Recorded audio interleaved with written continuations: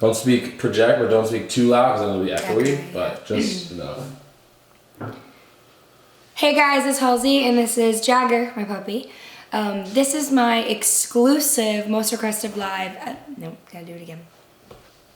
Hey guys, it's Halsey, and my new single is called Now or Never. I'm here with my puppy Jagger, and this is my exclusive, most requested live Ask Anything chat. I'm gonna answer some of your questions, and thanks Romeo for all your support, and thank you guys for sending them in.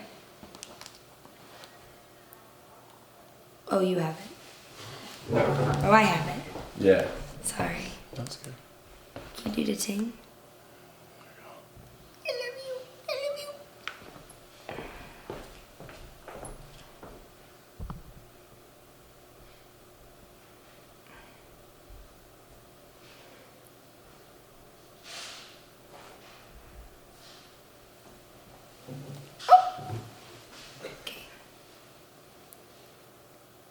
Brooklyn from McMinnville wants to know what's my go-to road trip snack. I love Haribo. I love like gummy bears and sour gummy worms. Red Bull is a definite need. I love salty snacks and chocolate bars and a good like fruit salad, like fruit smoothie kind of thing.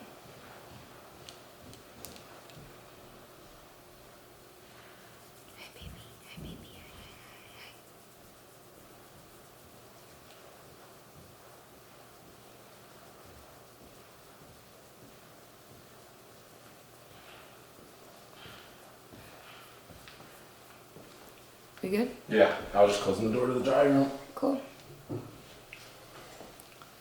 Roxana from Sacramento wants to know if I'm ever going to do a live version of my song Tokyo Narita. Maybe. That's one of my favorite songs that I've ever written. It was kind of like a freestyle that I did one day in New York after the Drake album came out. So I'd like to do a version of it live at some point for sure.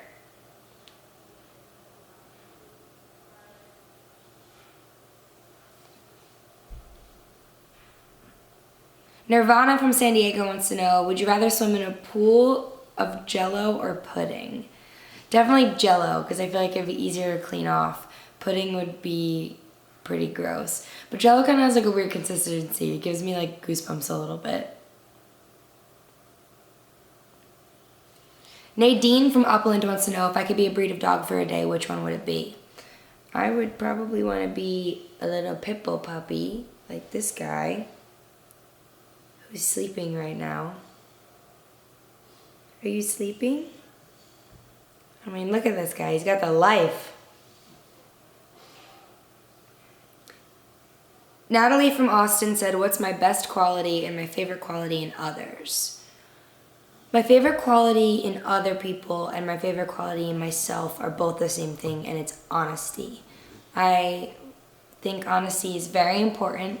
I think it's important to be honest to yourself, honest to the people that you love.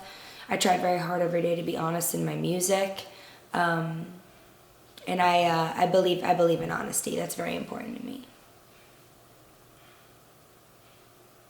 Jesse from Winston-Salem wants to know what song I would rock at karaoke. I can crush a good Don't Stop Believin', but I've been known to have a couple drinks and bust into 1,000 Miles by Vanessa Carlton.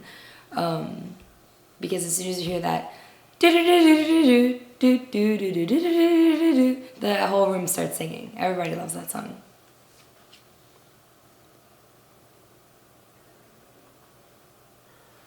It's a lot of questions.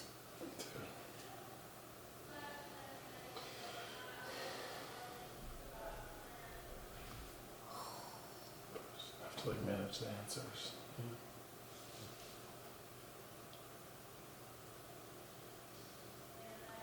Rachel from Boston wants to know, are there any fan experiences that have stuck with me throughout the years?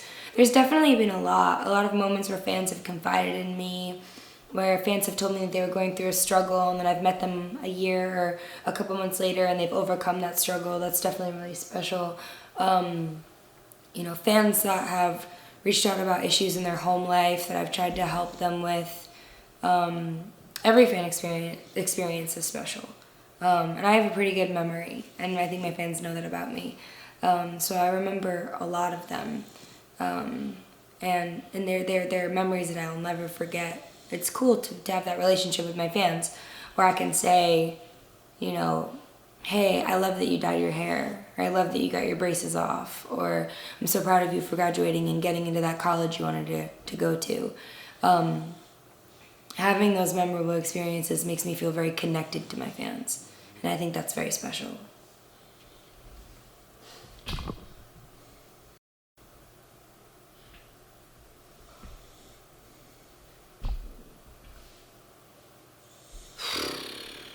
It's very hard to answer some of these.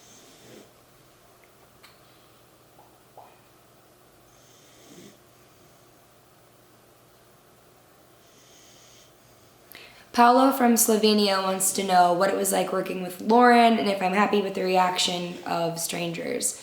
I'm super stoked. Lauren is awesome, and the song wouldn't have been the same without her. And we had so much fun in the studio recording it.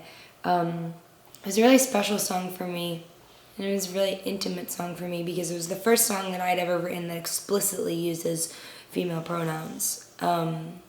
And as an openly bisexual artist, it was definitely really important to me to have that kind of representation. And Lauren too. She's in the same position with her fan base, and so the two of us getting to come together and do something that makes our fans proud of us was a really special experience, and I'm just really happy that it means a lot to people. I accidentally closed down every phone, I'm so sorry. I can't move though because I have That's okay. a puppy in my lap. So,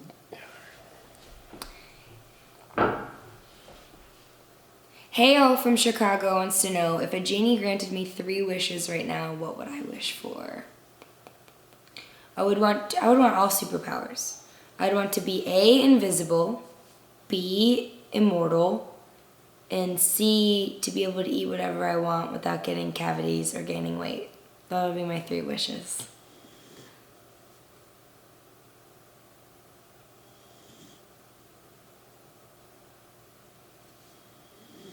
Deanna from Chino wants to know, how does Hopeless Fountain Kingdom differ from Badlands in terms of being a concept? They're both definitely based around places. I think I write about places a lot because writing about places is a really good way of summarizing where you've been for a year. If I'm going through a breakup, that time of my life, it's easy for me to sum it up as the time that I was in Hopeless Fountain Kingdom. If I'm going through a depressive state or a demotivated state, it's easier for me to say that time I spent in the Badlands. So I think that I kind of write about places because it's easier for me to put it into words that way. I think I have a tremendous fear of being restricted. I get anxious when I feel claustrophobic. So a lot of my albums and a lot of my music is about escape. It's about feeling like I need to escape things. When you write music, you write about the things that, you struggle with the most. And for me, it's feeling trapped. So I think that's how Hopeless Fountain Kingdom and Badlands are very much the same. But Hopeless Fountain Kingdom is a record about love. Badlands was about me and my relationship with my environment. And Hopeless Fountain Kingdom is about me and my relationship with myself. So there's definitely a difference in that way.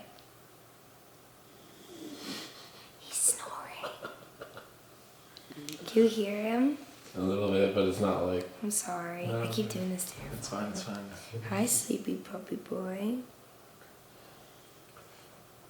I love you. I love him.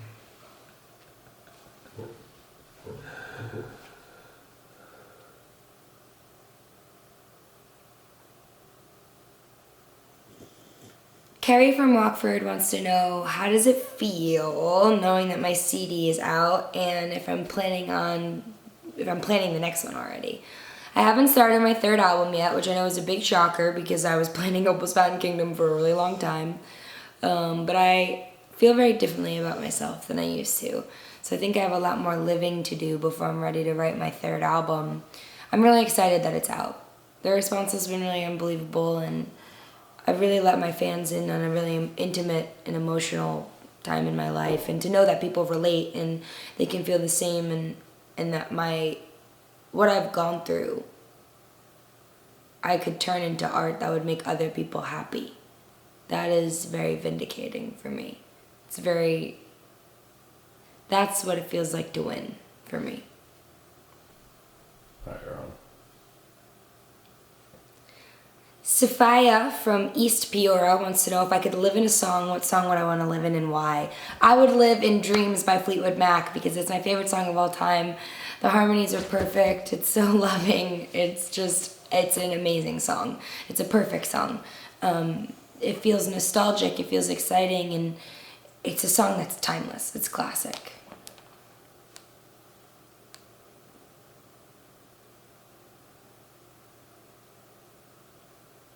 Lauren from Rochester Hills wants to know when I'm going to light my match tattoo.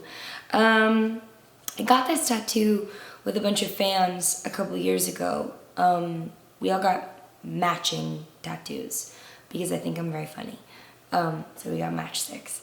But I always said that it's kind of cool because having an unlit match symbolizes potential. To me, having an unlit match kind of shows that you haven't used all your cards yet, that you have a secret weapon you're holding on to, that you could strike at any moment. And I always said that I would light it after my show at Madison Square Garden, but it didn't feel like the right time. I think that I need to feel a tremendous sense of accomplishment before I light the match. When I really, really feel like I've experienced what it's like to be at my potential. So maybe I'll never light it. Who knows? Cool.